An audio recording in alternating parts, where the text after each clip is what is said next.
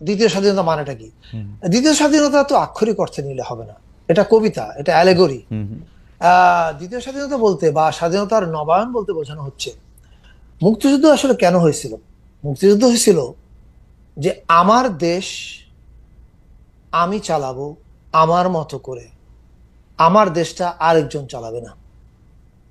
কিন্তু গত 15 বছরে মানুষের মনে এই প্রশ্ন নানাভাবে এসছে যে বাংলাদেশটা কি বাংলাদেশ চালাচ্ছে না অন্য কেউ চালাচ্ছে।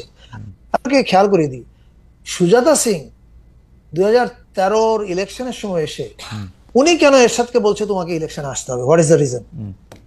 বাংলাদেশ থেকে গিয়ে আমরা কি রাহুল গান্ধীকে বলি যে তোমাকে ইলেকশনে আসতে হবে? এভাবে তো, তার মানে কি? তার মানে আপনি দেশটাকে এক্সপোজ করেছিলেন কমপ্লিটলি।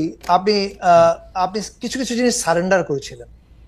আপনি বলতে আমি বলছি সরকারকে, তৎকালীন সরকারকে।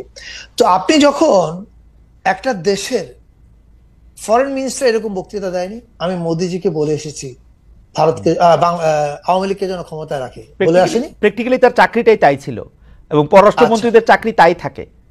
আচ্ছা, এবার ওবায়দুল কাদের বলেননি এই কথা? এটা সবাই বলেছে, তলে তলে সব হয়ে গেছে।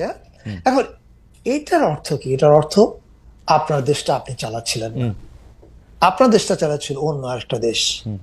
এটা মুক্তিযুদ্ধের কমপ্লিট কম্প্রোমাইজ। অ্যাবসলিউটলি। এখন মুক্তিযুদ্ধকে আপনি যখন কমপ্লিট কম্প্রোমাইজ করেছেন, কিন্তু আবার মুক্তিযুদ্ধের বড়ি বিক্রি করছেন, পক্ষের শক্তির বড়ি, রাইট?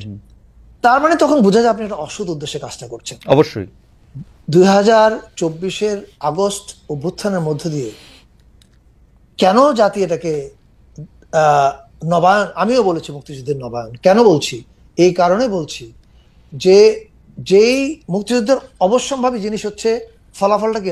রাষ্ট্রের প্রধান জিনিসটা হচ্ছে সার্বভৌমত্ব, অর্থাৎ আমি আমাকে চালাবো, অন্যের কথা আমি চলবো না, right.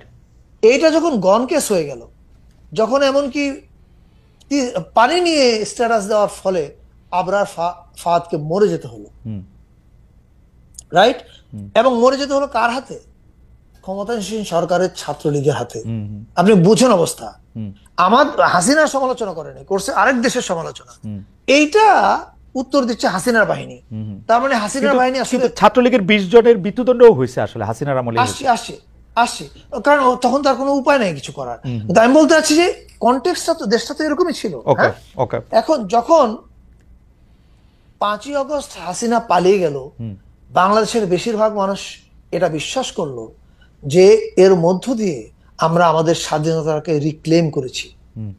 and which is why people are saying এটা মুক্তিযুদ্ধের নবায়ন।